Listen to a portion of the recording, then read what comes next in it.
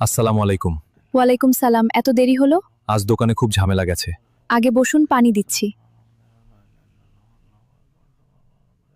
ভাত এত কম কেন? আসলে পাশের বাসার আন্টির। আমি সারাদিন কষ্ট করি আর ঘরে এসে খাবারও ঠিকমতো পাবো না। আপনি আগে শান্ত হন। সবাইকে খুশি করতে গিয়ে নিজের ঘর ভুলে যাও। আমি কাউকে খুশি করতে চাইনি। তাহলে একজন অসুস্থ মানুষকে না খাইয়ে রাখতে পারিনি।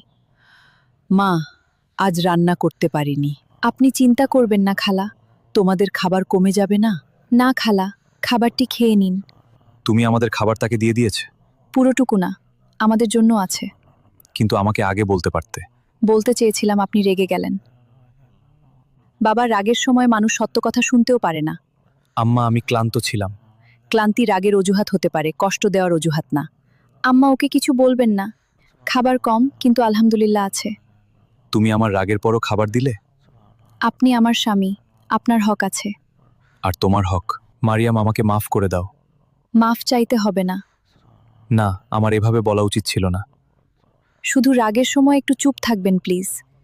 রাসূলুল্লাহ বলেছেন, শক্তিশালী সে নয় যে কুস্তিতে যেতে, তাহলে শক্তিশালী কি আম্মা? যে রাগের সময় নিজেকে নিয়ন্ত্রণ করতে পারে। সত্যি রাগ সামলানোই বড় জিহাদ।